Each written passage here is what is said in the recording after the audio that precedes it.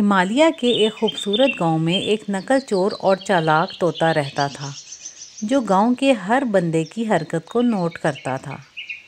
گاؤں کے لوگ نقل چور طوطے کو نہ صرف اپنا دوست بلکہ ہیرو سمجھتے تھے۔ اس کی خاص انداز میں نقل کرنے کی صلاحیت اور اس کی شوخ طبیعت گاؤں والوں کو بہت پسند تھی۔ ایک دن گاؤں میں چوروں کا ایک گروہ آ کر چھپ گیا تھا جن کا مقصد گاؤں کے لوگوں کی قیمتی اشیاء کو چرانا تھا۔ چوروں نے گاؤں میں گھس کر گاؤں والوں کے معمولات زندگی پر غور کرنا شروع کر دیا اور صحیح وقت کا انتظار کرنے لگ گئے۔ نقل چور طوطا جو کہ گاؤں کے حالات سے ہر وقت باخبر رہتا تھا، اس نے ان انجان چوروں کے گروہ پر نظر رکھنی شروع کر دی۔ وہ چوروں کو باتیں کرتا سن رہا تھا۔ چور آپس میں باتیں کر رہے تھے۔ ہمیں آج رات گاؤں میں چوری کرنا ہے۔ ہم سارا سونا اور نقدی لے کر بھاگ جائیں گے لیکن کسی کو پتہ نہ چلنے پائے۔ ہمیں چپ چاپ چھپ کر یہ کام کرنا ہے۔ نقل چور طوطے کی آنکھیں چمک اٹھیں۔ چوروں کو لگتا ہے کہ ہم ان سے بے خبر ہیں، مگر میں کچھ ایسا کروں گا جس سے یہ پکڑے جائیں گے، طوطے نے سوچا۔ نقل چور طوطے نے فوراً ایک منصوبہ بنایا۔ اس نے اپنی آواز میں گاؤں کے ایس ایچ او کی آواز کی نقل کرنا شروع کر دی، جو ہمیشہ چوروں کے بارے میں سخت فیصلے سناتا تھا۔ سنا ہے تم لوگ گاؤں میں چوری کرنے آ رہے ہو، نقل چور طوطے نے ایس ایچ او کی آواز میں کہا۔ ہم نے چوروں کی ہر حرکت پر نظر رکھی ہے، تم لوگ ایک قدم بھی آگے نہیں بڑھ سکتے۔ چوروں نے فوراً اپنی باتیں روک دیں اور حیرت سے ایک دوسرے کی طرف دیکھا۔ یہ آواز کہاں سے آ رہی ہے؟ ایک چور بولا۔ یہ تو ایس ایچ او کی آواز ہے، یہ کیسے یہاں تک پہنچ گیا؟ چوروں کو لگا کہ ایس ایچ او واقعی ان کے پیچھے ہے۔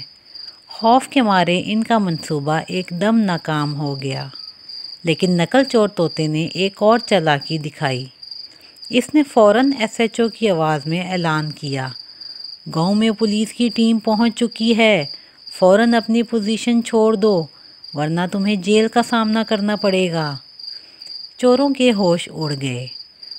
وہ ایک دوسرے کو دیکھنے لگے اور ایک دم تیز تیز قدموں سے بھاگنے لگے، لیکن طوطے نے اپنے آپ کو تھوڑی دیر چپ رکھا تاکہ چوروں کا پیچھا کرنے کا وقت ملے۔ نقل چور طوطے نے فوراً گاؤں کے پولیس اسٹیشن کا رخ کیا جہاں ایس ایچ او اور اس کی ٹیم کا اجلاس ہو رہا تھا۔ وہ درخت کے اوپر بیٹھا اور اپنی مخصوص آواز میں ایس ایچ او کو پکارا تاکہ پولیس کو چوروں کے بارے میں آگاہ کیا جا سکے۔ ایس ایچ او صاحب، چوروں کا گروہ گاؤں کی جانب جا رہا ہے، ان کی پوزیشن معلوم کر لیں، نقل چور طوطے نے اس کی آواز میں کہا۔ ایس ایچ او فوراً سمجھ گیا کہ کچھ گڑبڑ ہے اور اس نے پولیس کو فوراً حرکت میں آ جانے کا حکم دیا۔ پولیس نے طوطے کے بتائے گئے مقام کی جانب مارچ کیا۔ نقل چور طوطے نے اپنی تیز نظر سے ان کی رہنمائی کی اور ان کے راستے میں آنے والی رکاوٹوں کو ہٹانے کے لیے وہ ایک درخت سے دوسرے درخت پر چھلانگ لگا رہا تھا۔ چوروں نے سڑک سے باہر چھپنے کی کوشش کی، لیکن طوطے نے ان کی ہر حرکت کو اپنی نظر میں رکھا۔ جیسے ہی پولیس کو چوروں کا پتہ چلا، انہوں نے فوراً انہیں گھیر لیا۔ دیکھو چورو، ہتھیار ڈال دو، ایس ایچ او کی آواز سن کر چوروں کے پیروں تلے زمین نکل گئی۔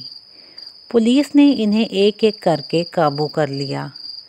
نقل چور طوطے نے پھر ایک آخری فتح کا اعلان کیا اور کہا، اب تم چوروں کو گاؤں کے تھانے میں لے جاؤ گے۔ چوروں کو پکڑ کر گاؤں کے پولیس اسٹیشن لایا گیا جہاں ان کے جرائم کے خلاف مقدمات درج کیے گئے۔ گاؤں والوں نے جب یہ سارا ماجرا سنا تو وہ بہت خوش ہوئے۔ ایس ایچ او نے کہا، ہم نے یہ سب تمہاری مدد سے کیا ہے، تم واقعی بہت چالاک ہو۔ کالو جو نقل چور طوطے کا مالک تھا، اس کے سامنے کھڑا ہو کر بولا، تم نہ صرف میرے بلکہ پورے گاؤں کے بھی ہیرو ہو۔ نقل چور طوطے کا ہر جگہ چرچا ہونے لگا۔ دور دراز سے لوگ اس طوطے کو دیکھنے آتے تھے۔ اس کہانی سے ہمیں یہ سبق ملتا ہے کہ کبھی کبھی چالاکی اور ذہانت کسی بھی مشکل کا بہترین حل ہو سکتی ہے۔ نقل چور طوطے کی وجہ سے نہ صرف چور پکڑے گئے بلکہ اس نے گاؤں اور پولیس کے درمیان ایک مضبوط رشتہ بھی قائم کر دیا۔ ہمارے ساتھ رہنے کا شکریہ۔ ہمارے چینل کو سبسکرائب کریں، لائک کریں